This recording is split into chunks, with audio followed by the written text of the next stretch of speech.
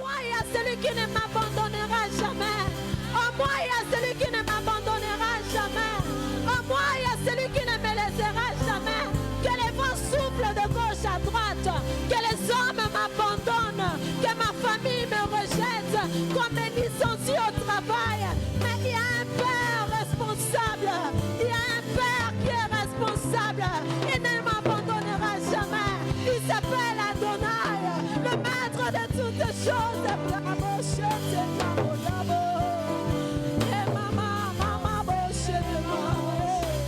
Alors que tu es en train de chercher un enfant, il est que le bénéfice, alléluia, de ta position. Il s'appelle Adonai. Oh, nos mains sont levées. Nous voulons t'élever, t'adorer, te célébrer. Adonai, Adonai, tu es le Père. Tu es le Père de toutes choses, oh Dieu de toutes personnes. Tu es Dieu. Tu es Dieu. Déclarez encore, nos mains sont levées. Nos mains sont levées. Ah, nous sommes là ce matin. Nous voulons te célébrer ce matin parce que tu es Dieu. Oh, tu es le Père. Tu es le Père de tout être humain. Il y a un Dieu responsable qui est là. Alléluia. Oh, reçois l'adoration. Tu es le roi de gloire. Notre victoire. Oh, digne du Seigneur. Oh, reçois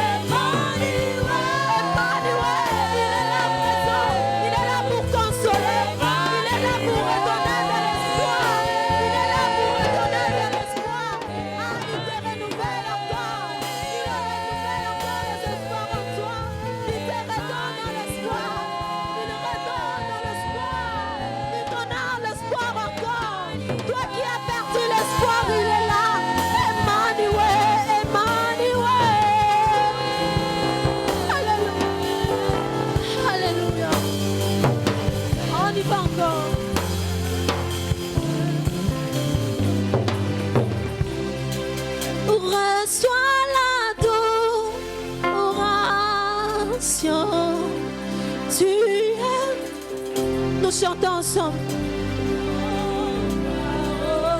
Notre victoire, digne du Seigneur, Emmanuel. Dieu de lumière, Dieu de lumière, relevé dans les cieux, rempli de grâce et de paix, environné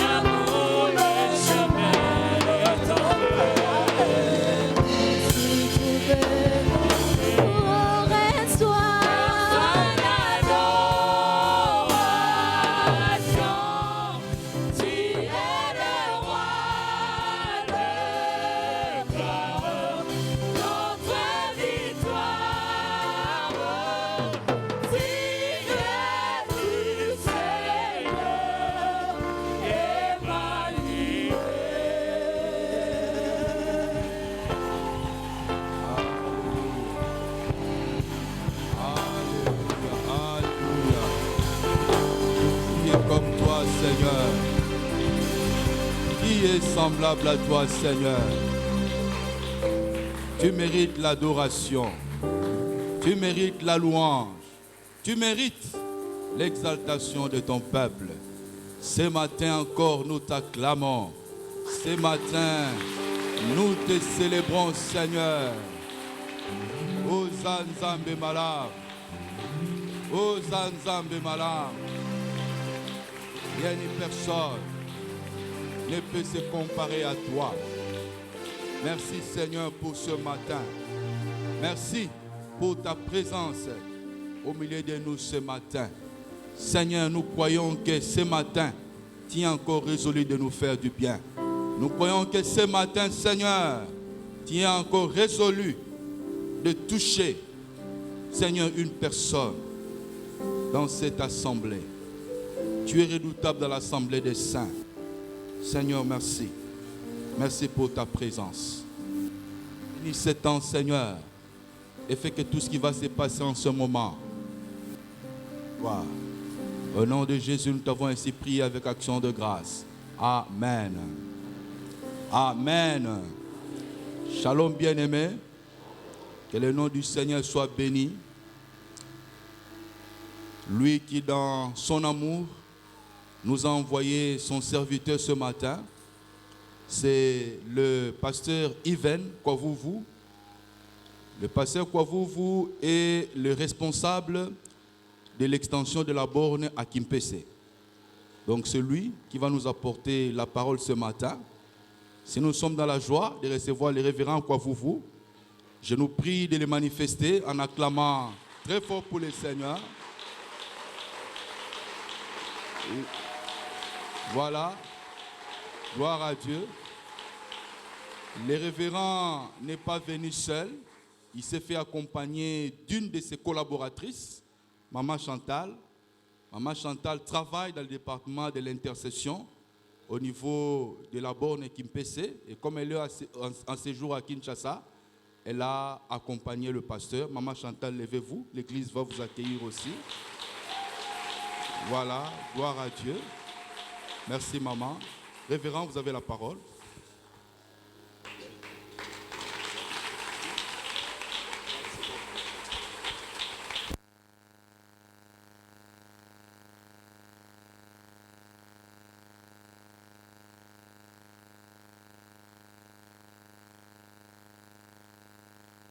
Shalom bien-aimé.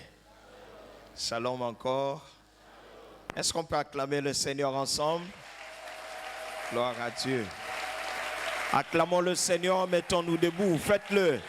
Gloire à Dieu, que Dieu soit loué. Alléluia, alléluia, alléluia.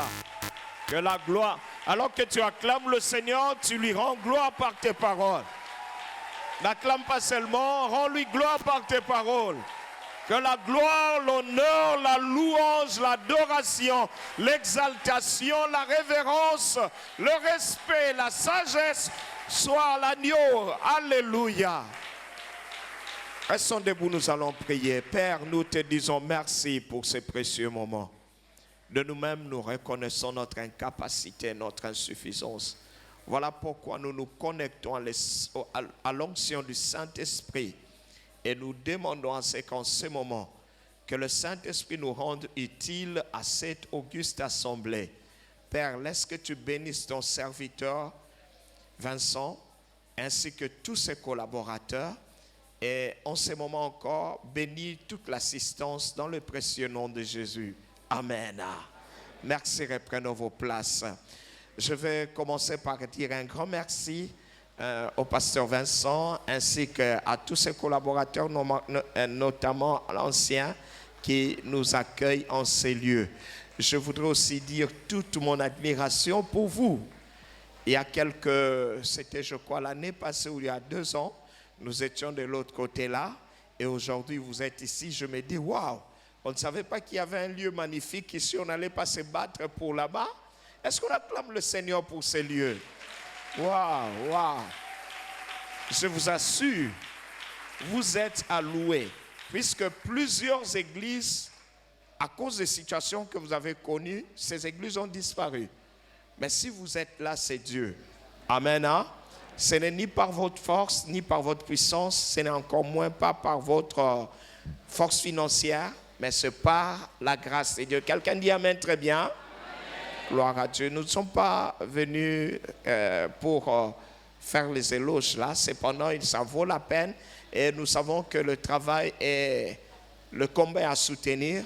Continuons à soutenir ce combat pour rendre ces lieux de plus en plus meilleurs. On sent la qualité de gens par rapport au lieu où ils habitent. Et ça montre qu'il y a un grand peuple ici. Avoir ces grands hangars, il y a un grand peuple ici. On sent aussi le projet. Et ma prière est que Dieu vous soit favorable et qu'il puisse vous aider sur la voie de l'accomplissement. Si vous êtes d'accord, nous disons Amen ensemble. Alors, aujourd'hui, j'étais en train de me demander qu'est-ce qu'on allait partager. Et hier, quand j'ai vu l'investiture de notre président, que la grâce de Dieu soit sur lui, j'ai vu les chevaux, je me suis dit, oh non, allons, parlons des chevaux.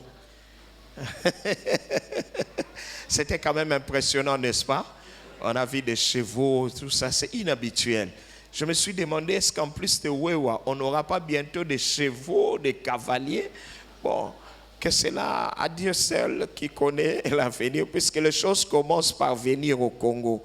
Quand ça vient et puis ça commence à prendre l'allure, personne ne savait qu'aujourd'hui on serait un pays de Wewa. Et pourtant les Wewa font la loi. Hein? Alors demain, qui sait, peut-être ce sont les chevaliers et les cavaliers qui feront la loi. Et serait curieux de monter sur un cheval en train d'aller. Là, c'est bien, même s'il y a une inondation, nous traversons. Que Dieu soit loué. Alors, le thème de mon message ce matin, c'est le cheval pré-équipé. Le cheval pré-équipé. Et pour cela, nous allons prendre notre lecture. Vous savez, la lecture, nous la faisons debout, n'est-ce pas? Et nous faisons ensemble. Nous allons prendre notre Bible dans le livre de Proverbes chapitre 21 à partir du verset 23, à partir du verset 31, pardon. Alors, si ça ne vous dérange pas, nous nous tenons debout. Écoutez, la même façon que vous allez exiger à ce que les pasteurs prêchent avec onction, vous aussi vous lisez avec onction. C'est normal, n'est-ce pas?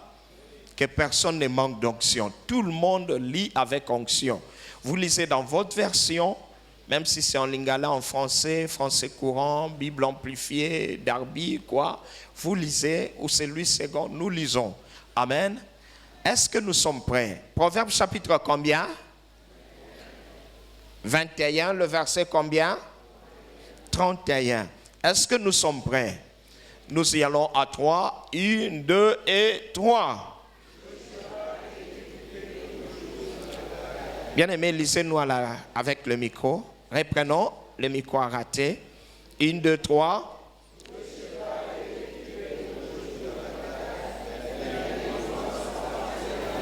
Une deuxième fois, le chevalet est équipé pour le jour de la bataille, mais la délivrance appartient à l'Éternel. Une troisième fois.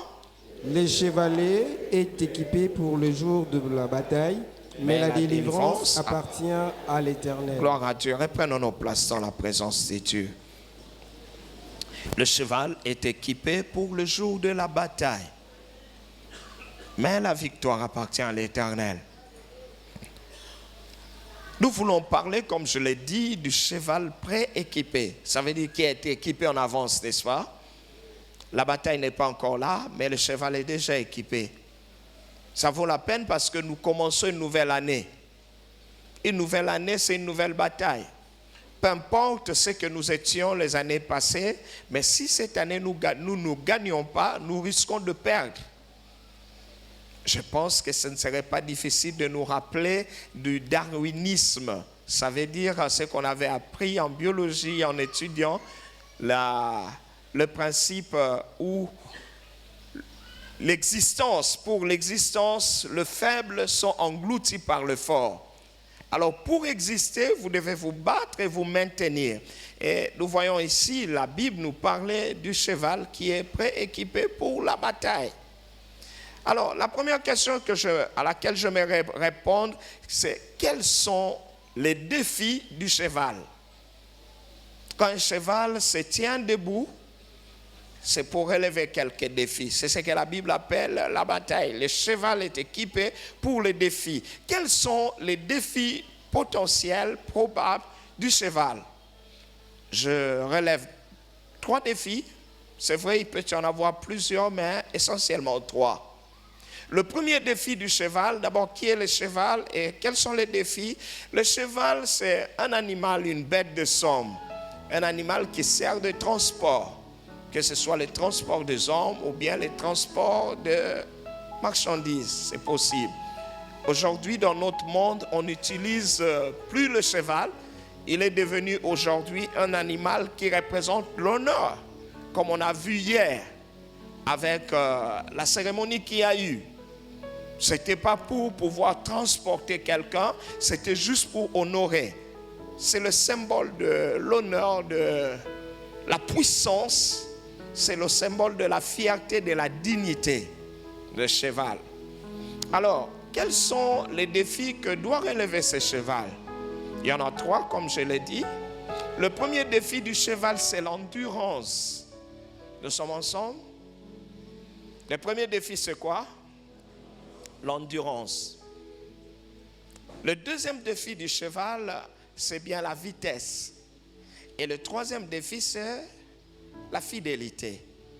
Je commence par l'endurance. L'endurance, c'est quoi? Quand on parle de l'endurance, surtout dans le cadre du cheval, c'est la capacité de tenir durant le trajet. Un cheval est équipé pour être endurant, ça veut dire être capable de tenir durant le trajet. Le trajet, normalement, le cheval est appelé à parcourir de longs trajets. Aujourd'hui, nous utilisons des véhicules. Voilà, à l'époque, le moyen de déplacement, c'était le cheval. Il pouvait parcourir de longs trajets. Nous le voyons surtout au travers de la Bible. Les grands déplacements se faisaient au travers des chevaux, par des moyens de chevaux.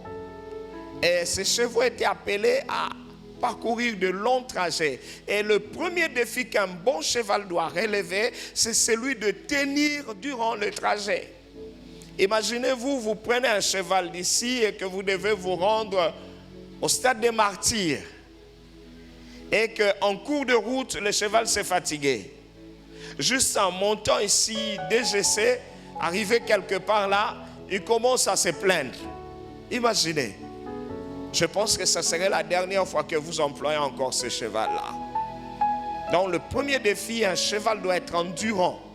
Puisque pendant qu'il marche, il court, il doit contracter ses muscles et avancer. Et des fois, il reçoit encore la chicotte pour pouvoir encore se donner davantage. Il doit être endurant. Il doit être en mesure de répondre aux besoins du cavalier. Et le cheval est équipé pour qu'il soit, premièrement, endurant. Deuxièmement, qu'il puisse être rapide. La vitesse. La vitesse ou la rapidité, c'est la capacité de faire un long trajet en peu de temps. Il doit réduire le temps pour le même trajet. Un trajet qu'on ferait à pied en 1 heure, le cheval le ferait peut-être en 5 minutes. En 10 minutes, il arrive. Pourquoi? Parce que c'est ça le défi. Si le trajet que je fais à pied en 1 heure et que je prenais le cheval, je fais ça en 5 heures, ça veut dire que ce cheval-là ne vaut pas la peine, n'est-ce pas? Puisqu'il ne relève pas les défis, c'est une bataille. Il doit se battre pour être premièrement endurant et deuxièmement rapide. Un cheval rapide, c'est un cheval qui relie les lieux en peu de temps. C'est le deuxième défi du cheval. Et le troisième, c'est par là que nous allons chuter, c'est le défi de la fidélité. Un cheval doit reconnaître son maître. Il doit être fidèle à son maître. Il ne faut pas que je vienne avec mon cheval et que je le laisse à l'extérieur. Tout de suite après, quelqu'un d'autre vient le délier et s'en va avec lui. Ça serait ridicule. Si c'est un bon cheval, et qu'un autre cavalier venait sans mon autorisation, il va l'éjecter. Pourquoi? Parce qu'il ne reconnaît pas. La Bible dit que l'âne connaît la cage de son maître, même le cheval reconnaît son maître. Ce sont là les 3 défis sur lesquels je vais étendre mon message de ce matin.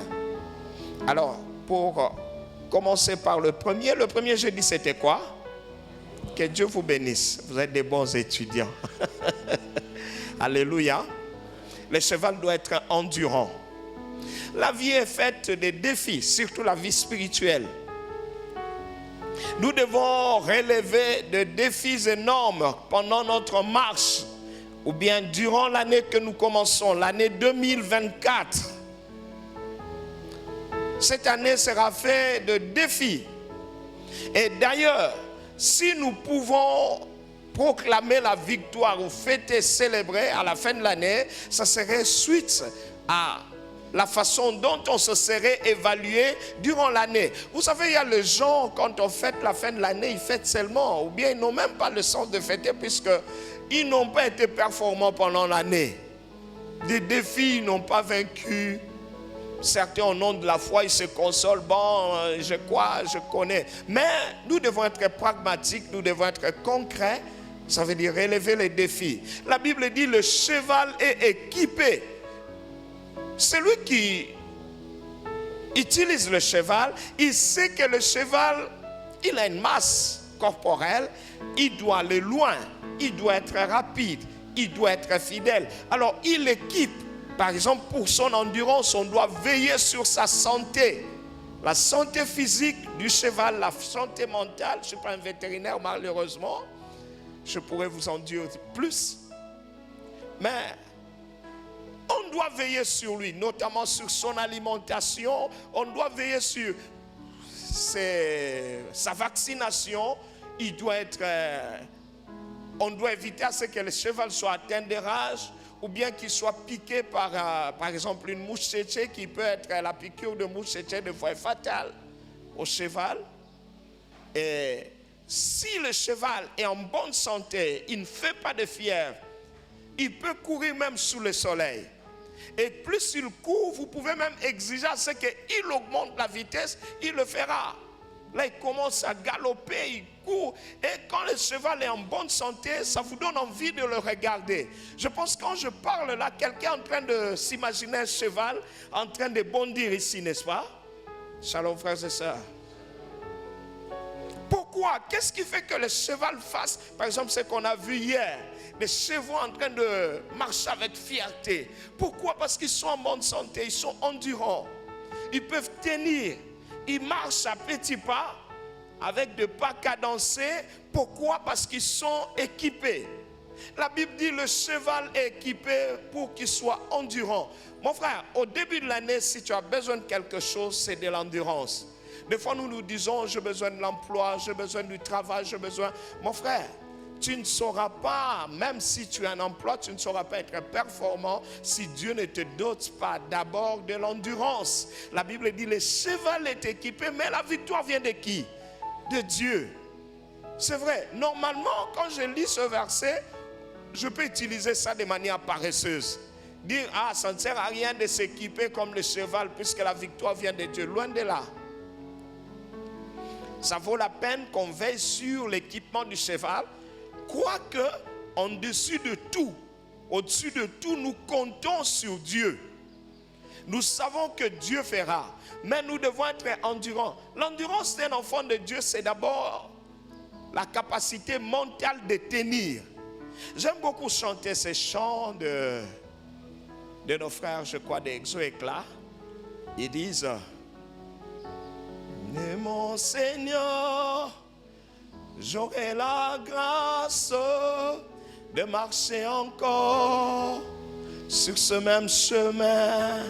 C'est Dieu qui donne la force, l'endurance de marcher encore sur ce même chemin. Le chemin difficile, des fois des épreuves, des fois des défis énormes, mais qui me donne la force et l'endurance, c'est Dieu. L'apôtre Paul dit, je puis tout par qui? Ah, recevez la force comme vous le dites là. Recevez la force de tenir dans ce foyer-là qui boite. Recevez la force de tenir. Recevez la force de marcher et d'aller plus loin dans ces études-là où vous étudiez le matin, le soir où vous renvoie. Vous revenez encore, mais je dis, Dieu vous aidera. Comme le cheval est équipé pour la bataille et remporter la victoire, Dieu qui vous a mis dans ces études-là, qui savait que vous n'avez ni père, ni mère, ni qui, il vous soutiendra et vous allez avoir votre diplôme. J'acclame votre diplôme au nom de Jésus. J'acclame votre victoire au nom de Jésus-Christ. Vous n'avez peut-être pas assez de moyens, mais j'acclame vos exploits des années qui viennent. Je proclame que les années qui viennent, c'est de vous qu'il s'agira. On parlera de vous, on parlera de votre Dieu, on parlera de votre persévérance. Recevez l'endurance parce que vous ne devez pas faillir en cours de route. Ne soyez pas comme un cheval qui abandonne. À peine il commence à galoper pour gravir la colline de DGC et voilà, il se fatigue. Ou bien il voit de l'herbe quelque part et se dit, ah non, je dois brouter l'herbe. Il est performant. Vous savez, pendant que les chevaux d'hier marchaient, tout au long de la route, je crois, il y avait des herbes, hein? Mais ils ne se sont pas arrêtés pour manger. Pourquoi? Ils étaient équipés, ils avaient déjà l'estomac suffisamment équipé, puisque on ne peut pas utiliser des chevaux affamés pour conduire un président. Non. Et toi, tu es un cheval de Dieu. Tu ne peux pas être affamé, tu conduis les plus grands, le président des présidents, le roi de rois. Est-ce que savez-vous que vous le faites? C'est vous qui faites entrer Jésus dans cette cité de Mboudi. Est-ce que vous acclamez le Seigneur? Jésus est assis sur le trône comme on a vu hier. Mais devant, il y a des chevaux et c'est vous. Dis à celui qui est à côté de toi, sais-tu que tu es un cheval de Dieu? Ah, tu dois être performant, tu dois être endurant. Quand tu abandonnes, tu construis une maison et tu abandonnes. Tu abandonnes, tu commences les études, tu arrives en deuxième graduat, tu abandonnes. Et récemment, il n'y a plus de graduat. Maintenant, c'est quoi? On commence directement licence, n'est-ce pas? Waouh, c'est bien, vous avez de la chance. Nous, c'était d'abord préparatoire, graduat, et puis licence après. Ah! Vous avez de la chance, mais que Dieu vous donne plus de emplois. On n'a pas besoin seulement des diplômes, on a besoin des emplois. Et que Dieu vous bénisse, vous en aurez au nom de Jésus. Alors vous devez être performant, ne pas abandonner. J'aimerais assez qu'on nous lise ces versets des Hébreux. La Bible dit que nous ne devons pas abandonner. Hébreux chapitre 10, à partir du verset 38 jusqu'au verset 39. Notre frère va lire pour nous. Allez-y. Hébreux 10, les versets 38 et 39.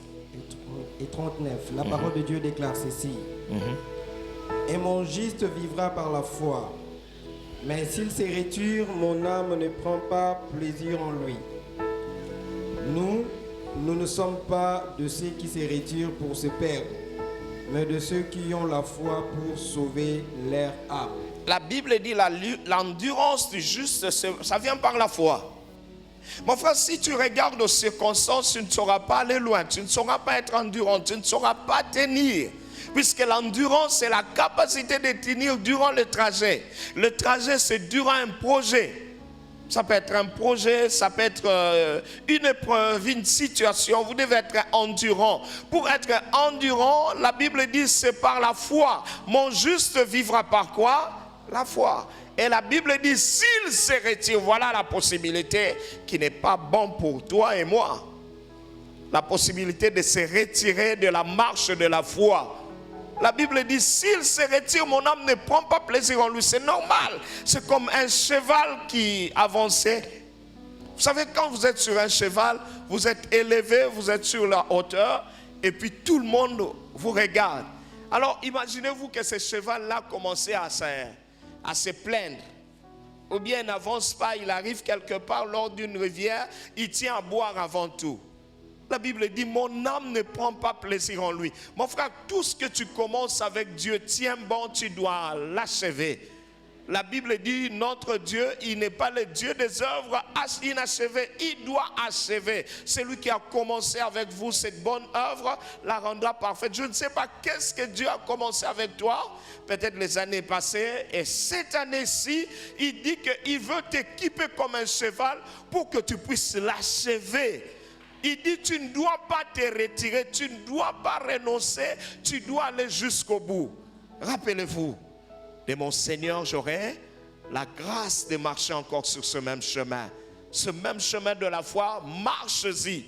Le même chemin, marche-y. Tes affaires ne marchent pas peut-être aujourd'hui. Avance encore. Demande à Dieu la grâce et la force d'y aller. Ce n'est pas parce que hier ça n'a pas marché que ça finira comme ça. Non. La Bible dit, mon Rédempteur s'élèvera quand? Et je te dis que ton Rédempteur est sur le point de s'élever. Tu dis amen, très bien. C'est quand on est sur le point d'abandonner que souvent le Rédempteur s'élève. Que Dieu te donne la force, qu'il te donne la capacité de tenir pour que tu puisses aller jusqu'au bout. J'aime encore ces chansons-là, jusqu'au bout. Nous devons être des jusqu'au boutistes. N'abandonne pas, sois endurant. Si tu es un enfant de Dieu, tu as l'habitude d'abandonner suite aux épreuves, aux difficultés. Alors dis-toi que Dieu ne prend pas plaisir en toi. Ce matin, il est temps de changer. Je vais prendre deux églises que nous allons comparer. J'appelle ça l'étude comparative des deux églises. Et nous allons voir qu'est-ce que Dieu aime. La première église, c'est l'église de Galates. Une église que l'apôtre Paul avait commencé parmi les églises qu'il a initiées. Et voilà, il est en train d'écrire. L'apôtre de Galates écrit aux gens de cette église. Dans Galates chapitre 3, à partir du verset 1 jusqu'au verset 3. On va nous lire ça. C'est la première église que nous allons voir. Et qu'est-ce que l'apôtre leur reproche? Allez-y, Galates 3, verset 1 à 3. Galates 3, le verset 1 à 3, la parole de Dieu déclare: Ô Galates, dépourvus de sens, qui vous a fasciné, vous aux yeux de qui Jésus-Christ a été peint comme crucifié? Voici seulement ce que je veux apprendre de vous. Est-ce par les œuvres de la loi que vous avez reçu l'Esprit, ou par la prédication de la foi? Verset 3. Êtes-vous tellement dépourvus de sens? Après avoir commencé par l'Esprit, voulez-vous maintenant finir par la chair? L'apôtre reproche aux Galates. Il dit, c'est comme s'ils ont perdu la tête. Les Galates sont comme un cheval, bien des chevaux qui avancent. Avant que le trajet ne se termine, voilà qui se fatigue. Imaginez le propos que tiendrait, surtout si c'est le cheval de Naaman. Imaginez. Alors qu'il avance, il n'est pas encore à l'objectif. Le cheval se fatigue, il commence à soulever les pattes, il commence à se plaindre, il fait... Vous voyez ce que ça fait? Il se fâche. L'apôtre se fâche, il dit, mais Galates, êtes-vous dépourvus de sens? Quelqu'un qui n'est pas endurant, devant Dieu, c'est comme s'il a perdu la tête. Quelqu'un qui ne sait pas persévérer, devant Dieu, c'est comme s'il est envoûté. Il dit, qui vous a fasciné? Après avoir commencé en esprit, vous avez commencé votre lutte en esprit, vous avez commencé votre marche en esprit, vous étiez spirituel. Mais comment voulez-vous maintenant en finir par la chair? Galates, c'est pas vous. C'est pas vous. Un homme endurant, c'est quelqu'un qui reste statique et qui tient bon. C'est quelqu'un qui tient sur le même principe qu'avant. Il reste constant. Voilà le terme. Il reste constant, il avance avec Dieu. Mais Galates, l'église de Galates avait bien commencé en esprit. Si vous le voulez bien, les Galates sont les actuels Français. Je crois qu'ils ont gardé le même caractère. Souvent, ils ne sont pas très constants. Voilà. Des fois, ils parlent trop, mais ils ont peu d'action. C'est ça. Et Galates leur reproche. Il dit, qui vous a envoûté? Vous aviez l'objectif d'aller loin avec Dieu. Mais comment vous vous êtes arrêté en si bon chemin? Y a-t-il quelqu'un qui s'arrête en si bon chemin? Il se décourage? Il était peut-être fervent, servant Dieu, craignant Dieu, suivant le Seigneur, mais maintenant il commence à se fatiguer. Ça s'appelle le manque d'endurance. Écoutez, en ce début d'année, le Seigneur veut équiper quelqu'un pour qu'il tienne bon, pour que l'année 2024 se termine avec lui dans le deux pieds dans le Seigneur. Il dit, Galate qui vous a envoûté. Qui vous a envoûté. Si vous voyez quelqu'un, il avance et il commence à rétrograder, l'apôtre Paul appelle ça de l'envoûtement. L'envoûtement, ça veut dire quelqu'un à qui on fait faire des choses sans que ça ne vienne de lui. Mon frère, c'est lui qui te décourage. Des fois, le découragement vient de l'intérieur. Tu te sens découragé, tu es dégonflé, tu perds la motivation, tu ne sais plus avancer. L'apôtre Paul dit, ce n'est pas Dieu, cette influence ne vient pas de Dieu. Je ne sais pas à qui je m'adresse ce matin, mais le Seigneur veut à ce que tu te relèves. Si tu sens que tes exploits deviennent dans le passé et que maintenant tu n'en fais plus, ça veut dire que c'est de l'envoûtement, ça veut dire que c'est le manque d'endurance, ça veut dire que tu ne plais pas au Seigneur parce que la Bible dit, quand tu te démotives, cela ne plaît pas au Seigneur, car mon juste vivra par la foi, mon juste aura le zèle, la force, l'endurance venant de la foi. Mais si se démotive, cela ne me plaît pas. Y a-t-il quelqu'un à qui je m'adresse ce matin? Il a tendance à se décourager. Les années passées, il était performant. Maintenant, il donne des excuses. Quand vous lui dites, ah, avant tu intercédais fort, c'est toi qui tenais notre chorale. Est-ce que je peux parler un peu de la chorale? J'ai constaté un phénomène. Oh non, soyez calme, pas vous. Pas vous. J'ai remarqué un phénomène dans nos églises. La chorale ne grandit pas, ça reste jeune. Vous pouvez même évaluer leur âge. En général, moins de 40 ans. Entre 18, 25, ceux qui tiennent bon jusqu'à 30 ans et puis ils prennent les larges. Et quand vous le suivez, il va vous dire, oh pasteur, à l'époque nous étions des jeunes, des étudiants, on avait tout le temps, mais maintenant, avec la responsabilité, les enfants, ah maintenant, je suis devenu le gouverneur. Ah, ça ne serait pas bon de passer devant, de chanter, non. Maintenant, avant il venait s'asseoir ici, comme il est maintenant gouverneur, il s'assoit derrière avec des gardes du corps ou quoi. Et il pense qu'il monte. Il dit, pasteur, maintenant le Seigneur nous a élevés. Avant j'étais célibataire, mais maintenant je suis marié avec les enfants. Je n'ai plus le temps de la répétition. Mais je connais un choriste. Il s'appelle le roi David. Il était à 16 ans, à 12 ans, il jouait à la guitare. On l'a pris derrière les bergers. Il jouait, pendant qu'il élevait ses brebis, il jouait à la guitare. Il est devenu le général du roi Saoul. Il continue à jouer à la guitare. Et même quand il jouait, les démons partaient. Plus tard, il devient le roi. On croyait qu'il abandonnerait sa harpe. Il dit non.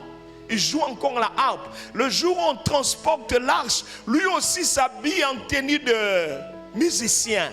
Et quand on chante, lui aussi chante. Vous savez, quand les gens d'Israël chantaient, il faut voir. Il se chantait en se tenant les épaules comme ça. Et j'adore. La la la la la la la la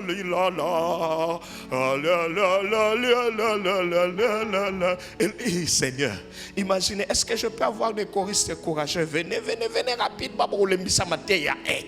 Vite, vite, les gens qui sont conduits par l'Esprit, venez rapidement. Soyez même à 4 ici, soyez à 4. Oh, rapidement, rapidement. Voilà. Nous nous tenons comme ça, tenons-nous, tenons-nous.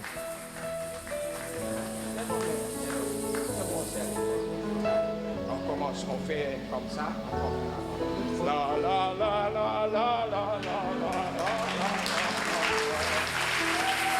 la. Imaginez comment on chantait en Israël. Et à supposer ce moi le roi. David avec le choriste. Sa femme regarde, il dit cet homme. David, il sait quoi? Il dit vraiment toi. je regrette pour toi. David dit, non, attention, je n'ai pas dansé devant Israël. J'ai dansé devant celui qui m'a préféré. Mon frère, je vais dire à tous les choristes qui ont arrêté de danser pour Jésus parce qu'ils ont été élevés, ils sont devenus ingénieurs, ils sont devenus médecins. Est-ce que la chorale ne mérite-t-elle pas avoir de médecins? La chorale ne mérite-t-elle pas avoir des femmes mariées?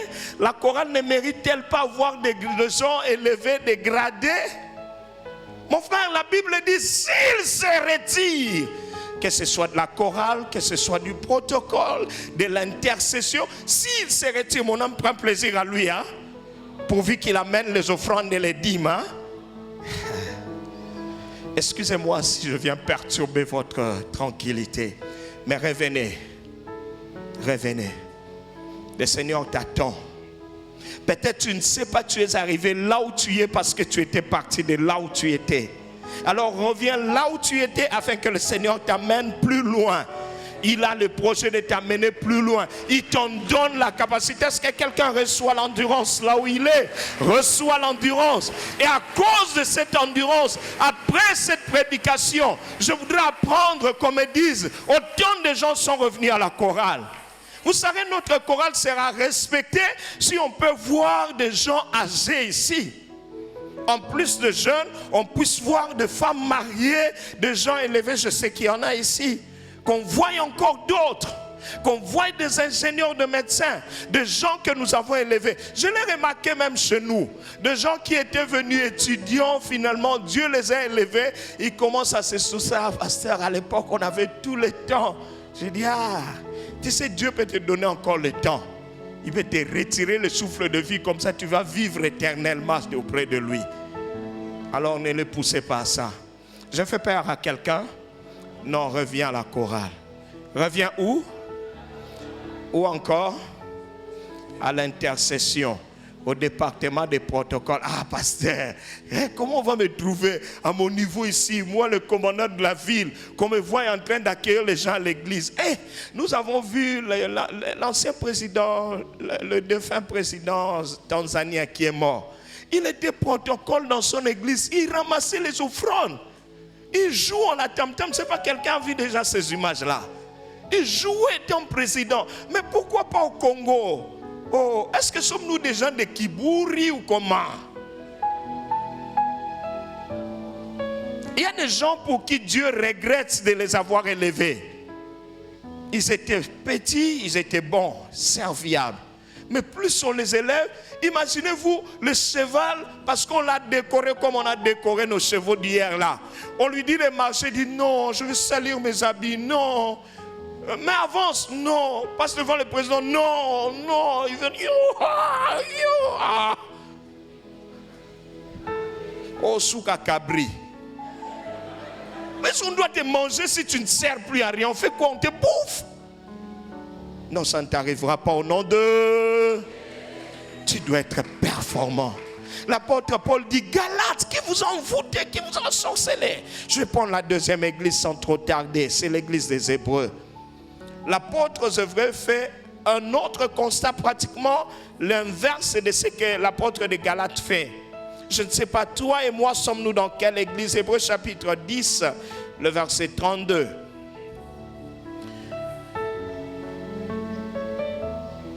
Hébreux chapitre 10, versets 32 et 33. Allez-y. Rapidement. Hébreux chapitre 10, le verset 32 et 33. Hébreux chapitre 10, les versets 31 à 33. 32 et 33. 32 et 33. La parole de Dieu déclare ceci. Souvenez-vous de ce premier jour où après avoir été...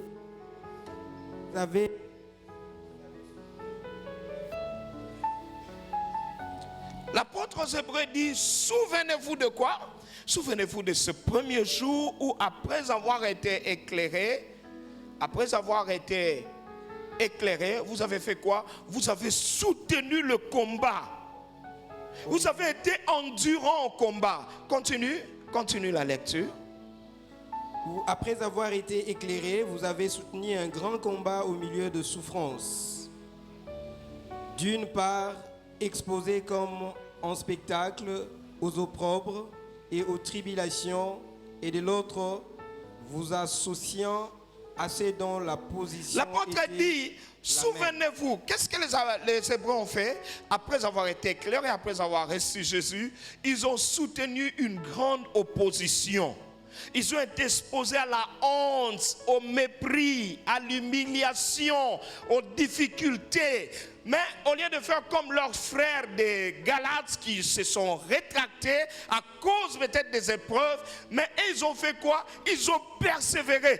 Imaginez-vous, vous êtes sur un cheval, alors qu'il commence, peut-être vous passez par un endroit où il y a les épines ou quoi, vous voyez le cheval en train de sauter. Et il se montre performant, il saute, il galope, il fait tout. Quand vous arrivez, vous savez, en descendant, vous allez les tapoter, vous dites, c'est un cheval. Mais imaginez-vous un cheval bilemba. À peine il avance, il arrive quelque part, il se plaint, il commence à boire. Vous dites, bon, c'est une bête, il doit quand même boire. Bon, là vous dites, mais buvez rapidement, je dois tenir compte de mon temps. Il boit. Et puis il finit, il tourne là, il voit des herbes, il commence à brouter. Ah, vous le forcez, il commence à aller. Arrivé plus loin, il voit une femelle. Hein? Le cheval voit, il devient comme un chien. Imaginez, quel scandale. Il dit, oh non, je n'ai jamais vu une telle femelle, oh non, non, oh non. Il exécute son chef. Imaginez. Vous le suivez, il dit, oh non, et voilà, il va s'accoupler. Ah!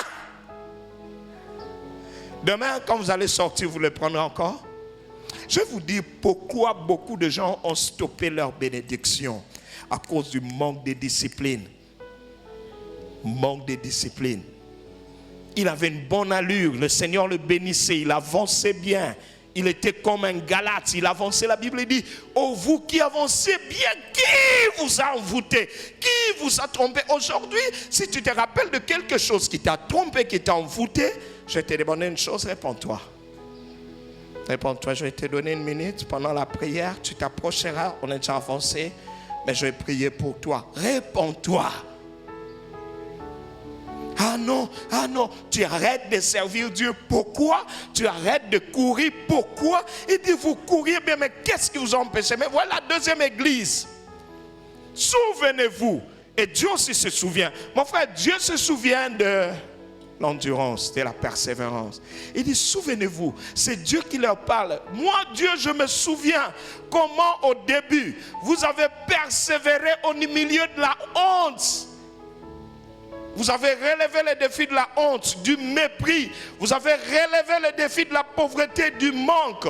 Vous avez relevé le défi de toutes ces choses. Pourquoi? Parce que vous aimiez le Seigneur. Je vais poser la question à quelqu'un. Es-tu dans la première ou de la deuxième église? Le deuxième défi du cheval, c'est celui de la vitesse. Dieu veut te voir rapide. Gagner les espaces en peu de temps. Relier les espaces en peu de temps. Si quelque chose que vous devez faire en un mois, vous le faites en 10 mois, ça ne vaut pas la peine. Je vais dire à quelqu'un, nous ne sommes pas éternels sur terre. Nous sommes limités à cause du temps. C'est pourquoi soyons très rapides dans nos actions. Arrêtons la procrastination. Ah, je ferai demain. Ah, on va voir ça plus tard. Peut-être on ne verra plus ça. Tu es un cheval de Dieu, Dieu veut te voir rapide. Et le troisième et dernier défi, c'est la fidélité. Nous pouvons être autant que nous sommes là. Si quelqu'un avait un cheval dehors, le cheval ne reconnaît pas son maître par le visage, encore moins par l'accoutrement. Il a le fleur du maître. Il le reconnaît par beaucoup de choses. Des fois l'odeur corporelle. Il peut le reconnaître par sa démarche, il peut le reconnaître. Mais mon frère, un cheval, c'est un animal qui a beaucoup de discernement. On peut être autant on est ici, mais il ne va pas confondre. S'il veut entrer, il ira chez son maître. Vous allez vous étonner comment il n'a pas confondu même de jumeaux. Il saura que ça, ce n'est pas mon maître c'est l'autre. Et Dieu veut assez qu'on le reconnaisse. La reconnaissance, c'est savoir dire que je suis arrivé jusqu'ici, c'est parce que Dieu m'a aidé. Et manifester à Dieu la gratitude. Le cheval est équipé pour être reconnaissant. Je vais donner l'exemple d'une personne ingrate avant de finir ce message. Il s'agit d'Agar. Qui se souvient d'Agar? Qui était Agar? Agar n'était pas la rivale de Sarah. C'était son esclave. L'esclave veut dire quoi? Selon l'histoire, l'histoire nous raconte que quand Sarah a été avec le roi Pharaon, vous le savez, et que quand l'affaire n'a pas marché, à la fin, Sarah a reçu des dons du roi, entre autres des esclaves. Parmi les esclaves, il y avait Agar. Un esclave, c'est qui? C'est quelqu'un qui n'a pas de droit. Un esclave, c'est comme un objet, c'est comme un tabouret, c'est comme une marmite. Donc, l'esclave ne réclame rien. Alors, Agar, c'était l'esclave de Sarah. C'est quelqu'un qui n'a aucun droit. Alors, Sarah prenait soin d'Agar jusqu'au point où Sarah s'est rendue compte qu'elle ne mettait pas au monde et que son seigneur, son mari devenait vieux. Aujourd'hui, nous avons des techniques, entre autres, pour avoir des naissances, des mères porteuses, des conceptions in vitro, ainsi de suite, j'en passe. Mais à l'époque, il n'y avait pas ce développement. Qu'est-ce qu'on faisait? Si vous avez des problèmes de conception, vous prenez une personne qui va rester avec votre mari et avoir la grossesse. À la fin, lors de l'accouchement, elle va accoucher à vos genoux et cet enfant vous appartiendra. C'est ce que Sarah avait le choix. Elle avait beaucoup de serviteurs, des servantes, pardon. Elle pouvait dire à n'importe qui, mais elle a préféré Agar. Elle appelle Agar. Agar vient. Écoutez, nulle part la Bible nous montre que Agar a été convoitée par Abraham. Non, nulle part. Abraham n'a jamais regardé Agar comme une femme. Non, c'était une servante, elle servait, elle était là, tout bonnement là. Mais un bon jour, Agar dit à Sarah dit à Agar, va te laver. La pauvre va se laver, bon, à la manière des esclaves, elle n'est pas très propre. Finalement, à son retour, Sarah lui-même dit, non, tu n'es pas très propre, viens. Il va la laver elle-même. Et je m'imagine, il la parfume, il connaît un peu le goût de son mari. Il parfume Agar. Et puis, il lui dit, ah, ta robe là, tu n'as pas une autre robe? Bon, Sarah va chercher une autre robe pour elle. Finalement, il lui dit, Agar, aujourd'hui, tu vas passer la nuit avec mon mari Abraham. Papa, non, c'est moi qui le veux. Non, mais est-ce que... Et puis il appelle Abraham et il dit, Abraham, voilà ce qu'on s'était entendu là, voilà ça, Agar est là. Et Abraham répond, bon, comme c'est toi qui le veux, pas de problème, qu'elle vienne. Et voilà, hein, imaginez-vous, Agar n'est pas entrée là comme une miss, hein? Non, elle était toute, c'est comme un yangwa, hein? Un peu comme moi, quoi. Elle est là, elle craint, on la pousse par derrière. Elle va sur là-bas. Maman, maman. Elle se retrouve dans les lits. Finalement, elle tombe enceinte. Agar, est-ce que tu te rends compte? Les lits que tu n'as jamais rêvé. Elle qui passait la nuit sur la natte ou par terre, affamée. Elle qui était sale, puante, impossible de vivre avec. Mais Sarah a tout fait. La voilà dans le lit de roi. Et finalement, quand elle voit qu'elle est enceinte, la Bible dit, elle a dévisagé sa maîtresse. Est-ce que quelqu'un se rend compte? Hein? Imaginez si Sarah était une femme de Mboudi. Si vous connaissez les femmes de Mboudi qui savent parler. Yo agar yo goloba, oloba na nangai. Yo mtusaki salitawa. Sarah ne la reconnaît pas. Mais Agar Ah, maman, toi aussi, tu sais pas que la grossesse là, ça commence à... j'ai pas envie de parler, Ah, c'est moi que tu dis ça. C'est moi. Elle a même fui la maison. Pourquoi? Parce que elle ne voulait pas reconnaître l'autorité de Sarah. Arrivé en cours de route, l'ange la surprend. Il dit, mais Agar, tu fais quoi? Oh non, je fuis loin de mon maître. Il dit, rentre chez ton maître, humilie-toi. C'est ce que Dieu dit à quelqu'un qui n'est pas fidèle, à quelqu'un qui n'est pas reconnaissant, même pour un moindre bien qu'on lui a fait, que ce soit par le Seigneur ou par les hommes. Qui t'a fait quoi de bien et que tu as manqué la reconnaissance? La Bible dit dans 1 Timothée chapitre 3 que sache que dans les derniers jours il y aura des temps difficiles. Pourquoi? Parce que les hommes seront ingrats. Si vous êtes ingrat, vous attirez les difficultés dans votre vie. Vous avez fait quoi de mal? En quoi votre ingratitude a-t-elle été manifeste? Et finalement, Sarah va décider de chasser Abraham, de chasser Agar. Vous savez ce que Dieu fait des ingrats? Il les chasse. Dieu t'a élevé, tu le servais, tu ne le sers plus, tu étais fidèle. Moi je crois, si j'étais Agar, si Agar était un enfant de Dieu, quand elle a vu elle est tombée enceinte, elle allait venir tomber aux pieds de Sarah. Dire, maman, je ne pouvais pas m'imaginer ce qui m'arrive. Tu sais quoi, je suis tombée enceinte. Est-ce que vraiment moi je pouvais porter l'enfant d'un homme comme Abraham?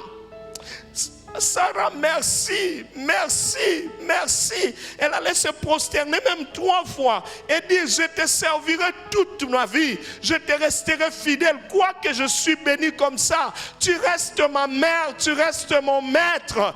Qui est-ce qu'à qui Dieu a donné du travail aujourd'hui commence à aller voir les sciences occultes? Le cheval n'est pas équipé pour ne pas être fidèle. Si tu es un cheval de Dieu et que tu te rends compte que tu as conçu par Dieu, c'est Sarah qui t'a aidé. Rentre auprès du Seigneur. Le temps est arrivé, je ne saurais pas continuer mon message. Tu as fini l'année 2024-23. Tu as raté un accident. Mais tu vas voir, deux fois, ça me fait de la peine. Je suis pasteur, moi aussi. Tu vas voir une action de grâce, pasteur. Oh non, le frère Mitendo rend grâce à Dieu pour l'avoir fait échapper à un accident mortel.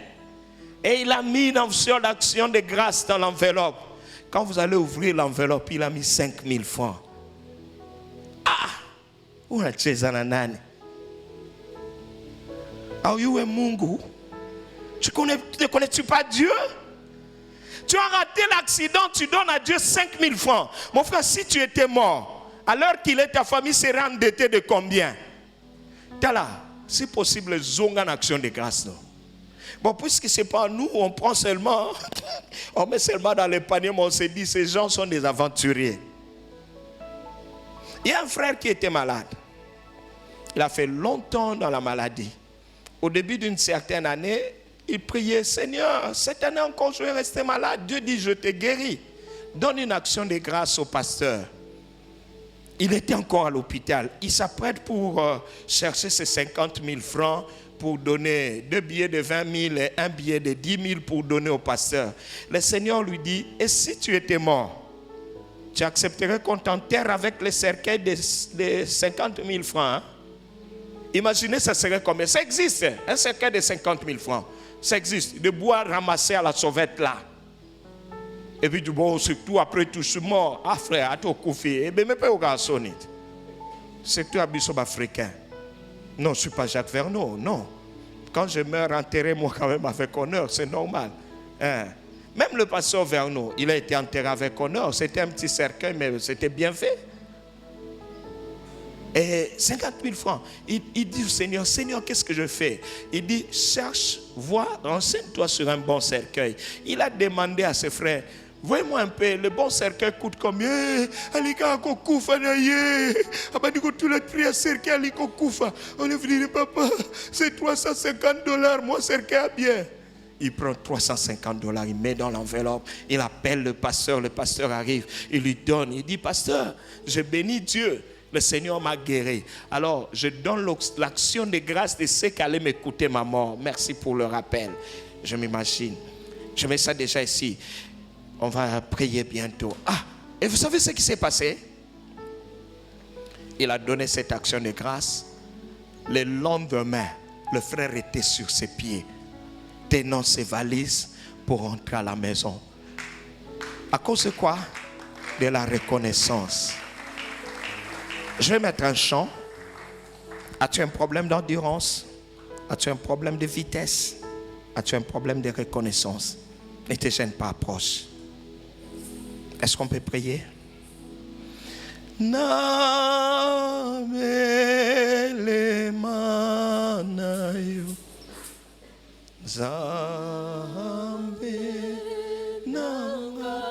vais pas traîner devant.